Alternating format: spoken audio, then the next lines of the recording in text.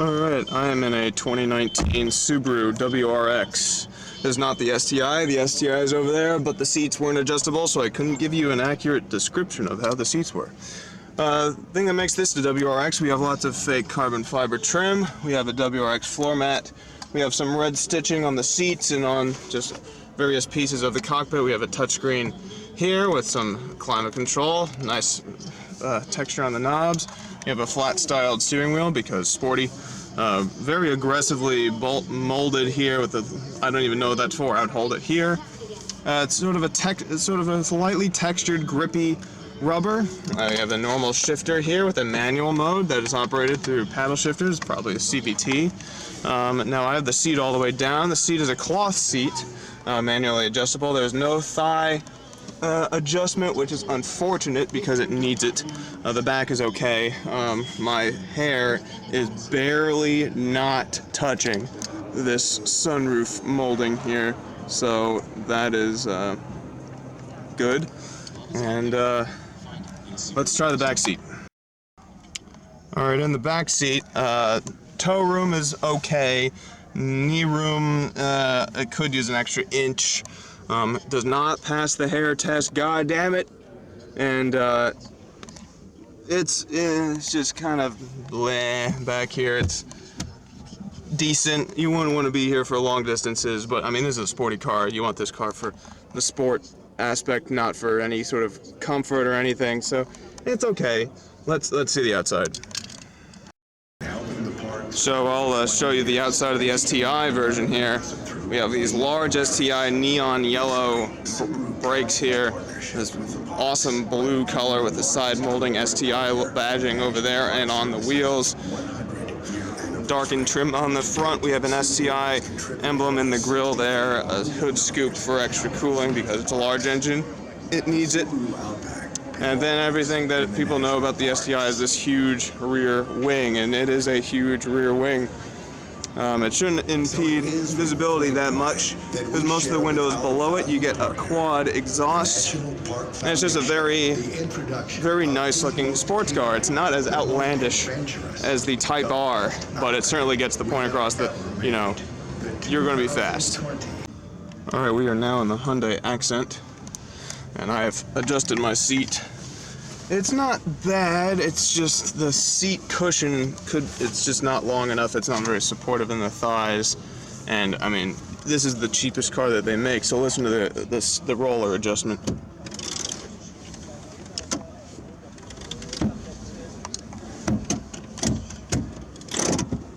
It has a very springy, grindy, you have this fake leather steering. I mean, this is all price conscious stuff in here, I get it. You want to buy a car, but you don't want to pay for a car, so this is what you get. You know, manual emergency brake, buttons that aren't buttons, plastic everything, which I get. I mean, you're not going to be filling up here all the time. I mean, it's price conscious, I get it. Front seat, I mean, I fit. Hair test is fine. I can look over it fine. Just there's no bolstering in the seat cushion. It's really lacking. Let's get in the back. No, I already. Accent.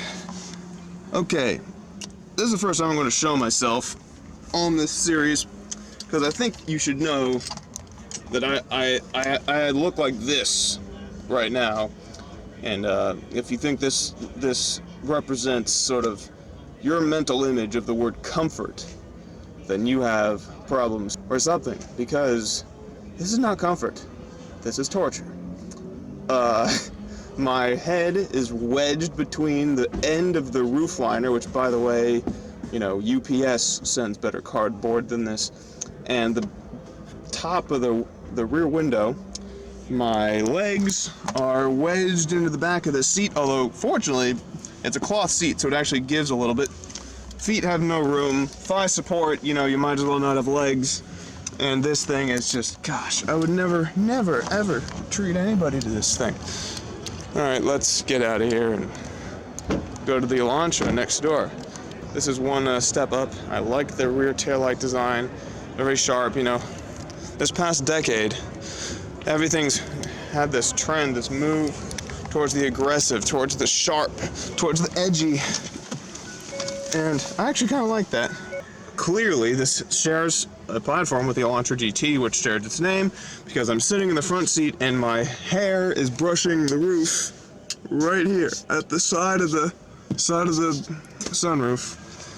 How is it the Kia, I keep calling it Kia, the Hyundai Accent has better front seat headroom than the Elantra?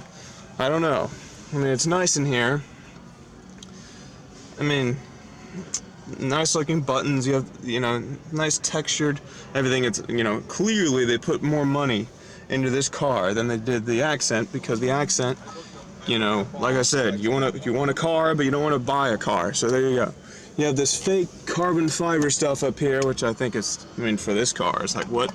And it's hard to see, but you have this checkered pattern on the interior of the tachometer, which is fascinating. But yeah, I can't, if I'm not fitting in the front seat, then I'm not even going to try the back seat. Now for the fish car. So let me elaborate again. Fish. You know those fish that suck and stick to the side of your fish tank? Or those whales that swim through the ocean with their mouth open, hoping to collect plankton? Yeah, that's there you go. There's the 2020 Sonata. I actually think it looks good, even though it looks like a fish. I think it does look good, actually. Yeah, there's very interesting taillight design. Most people have these round, you know, collections of red lights that fill up most of the side, and they decided to go for a very minimalist C shape. It actually is reminiscent of the Civics that did that backwards C design. I'm not sure which trim this is, but it gives you a blackened out roof, blackened molding here, nicer wheels. We'll get into this thing. Yeah, this must be a sporty trim because there's red stitching everywhere in this, which I love red stitching. Okay, I'm calling copycat here. That's straight out of Honda, because it's all the pushes, except I guess they were smart enough. Let's make all of them buttons that you actually have to push down instead of reverse. But it's straight out of Honda. It's, I mean, you have all this glossy plastic that's probably going to get scratched over time. Steering wheel's pretty nice. It's small. There's this weird bar down here. I'm not sure what that's for. Paddle shifters. Yeah, this has to be the sporty trim. Nice looking wide screen up here. And yet, the seat's actually not bad. It has adjustable thigh support. The bolsters aren't super aggressive, so I think they're trying to give you the illusion of sportiness without, you know, providing any feel of you being in a bucket seat. I mean, just look how flat that seat cushion is. So, however, if I sort of sit down in the seat, it's fine. If I sit up again, my hair brushes this little bar right here, which most of the cars have. So I think if the car didn't come with the sunroof, I mean, the sunroof uses up like 2 inches. So if this was pushed up 2 inches, it'd be absolutely fine. Like I said, it's just my hair brushing right here. So, Christ, what is it with these cars and the front seat not even fitting me? Alright, so this is the Hyundai Veloster N. It's the top sporting trim of the Veloster. You have this sort of creamy, periwinkle-ish blue color with red trim on it. It's very cool looking. It has a very cream-like, calming tone, even though you know this car means business. You got red brakes, you got red trim on the outside, you have this nice spoiler with this fake carbon fiber trim on the outside of it. You have these 3 almost Volvo-like headlights symbols on over there, a diffuser, rear exhaust. This is a nice looking car. You have body cladding down there.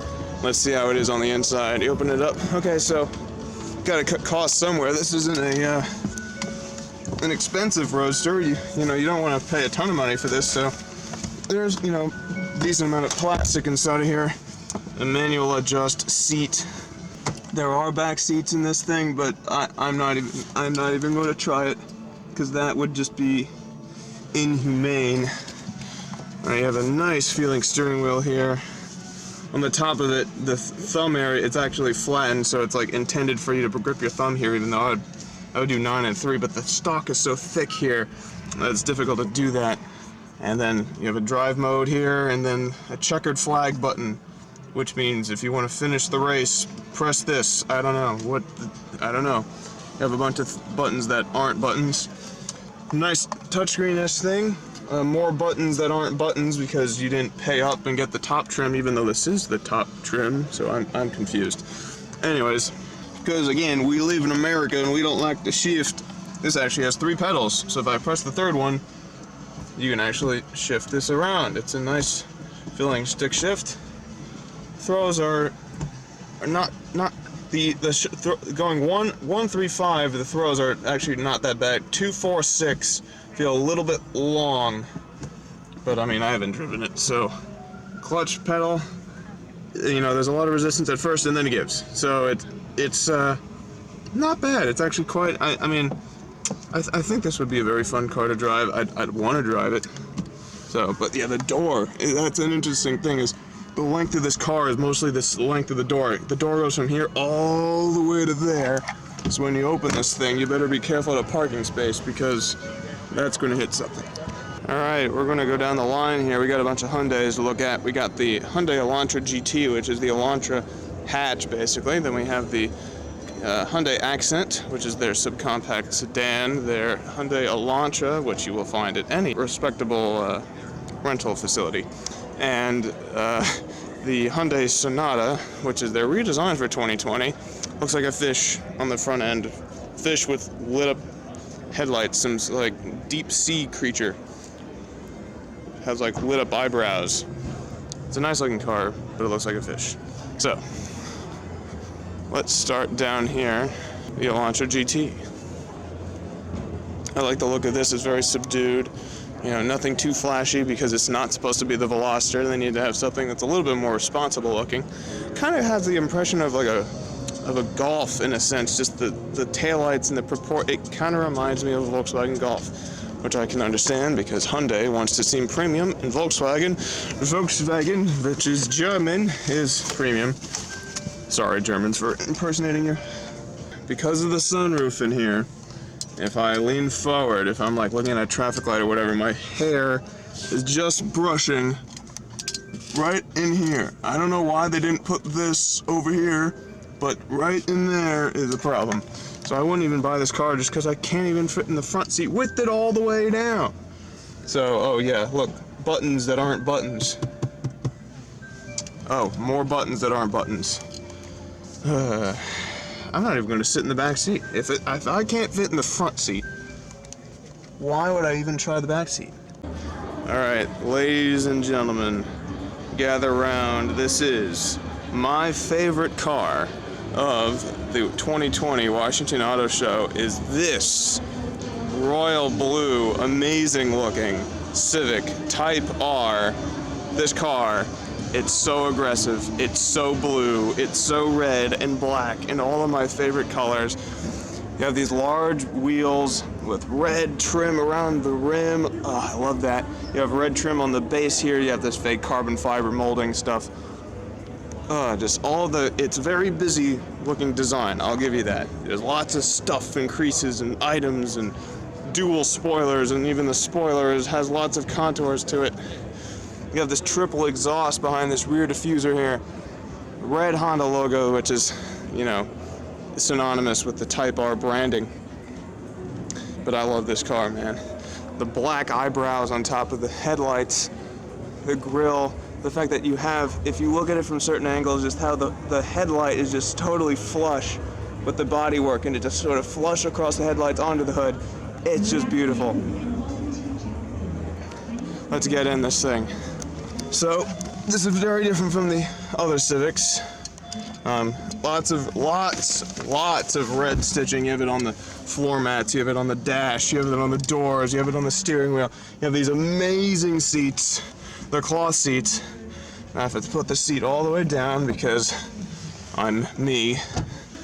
It's a manual seat, so the seat cushion doesn't adjust, but man, you got tons of bolstering here. Tapers just where you need it.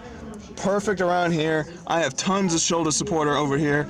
You know, you have this one-piece headrest, and it just feels right, man. I love this steering wheel, small diameter, you know, slightly flat across the bottom just for aesthetic looks, I think.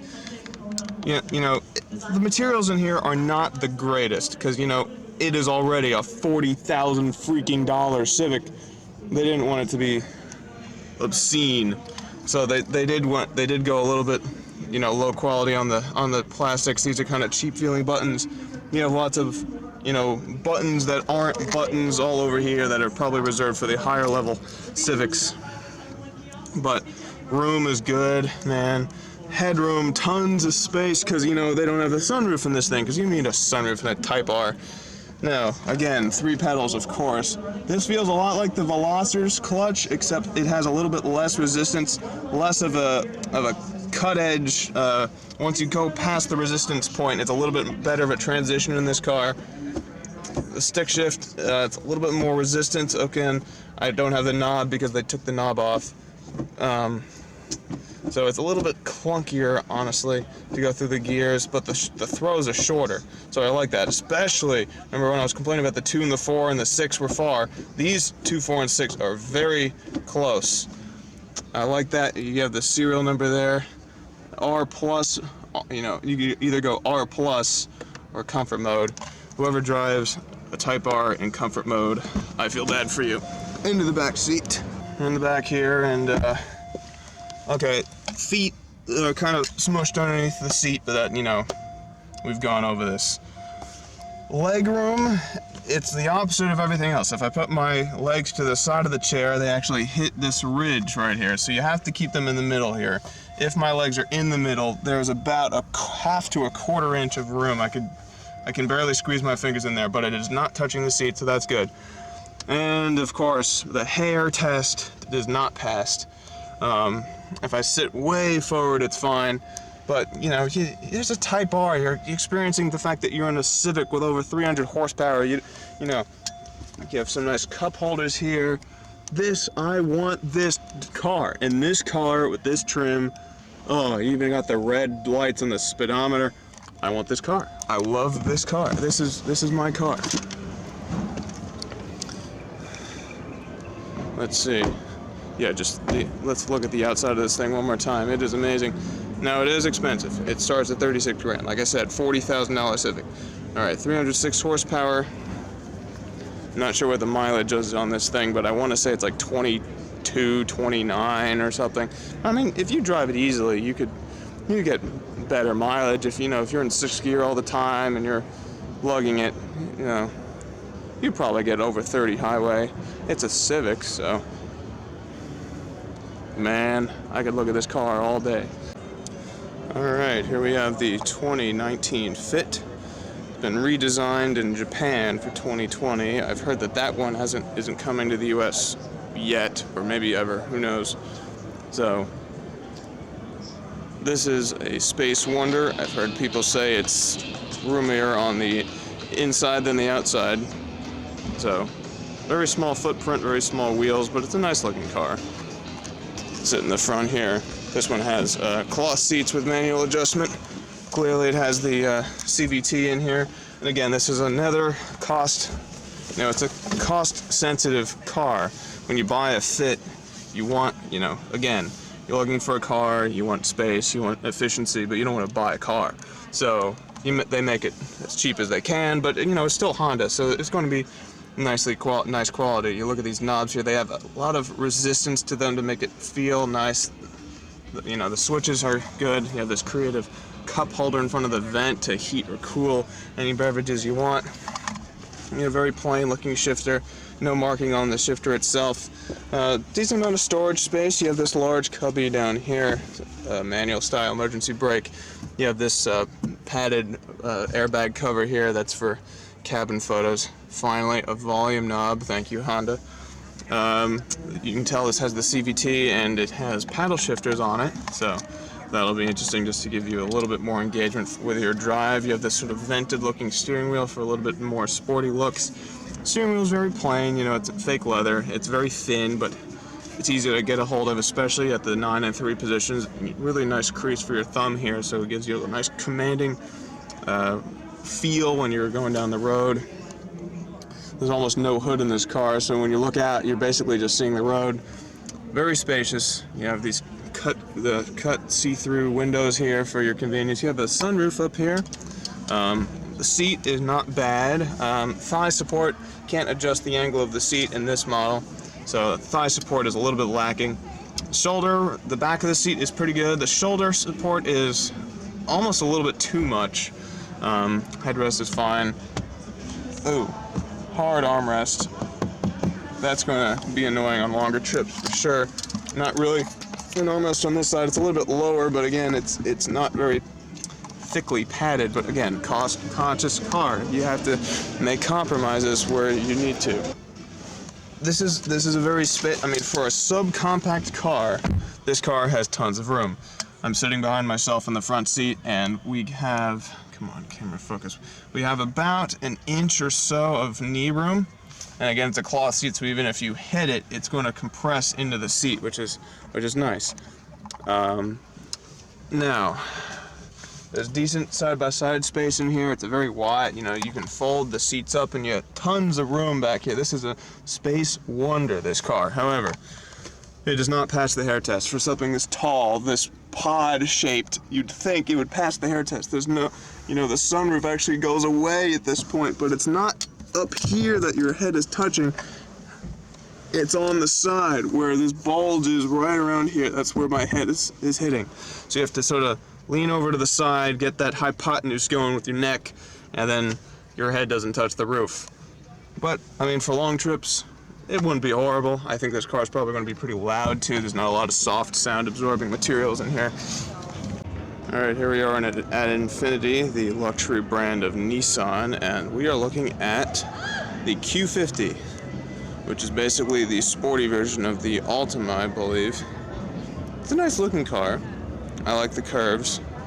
It's more bulbous than sharp. It has a good combination of those two, actually. Nice spokes wheel. It's not too flashy.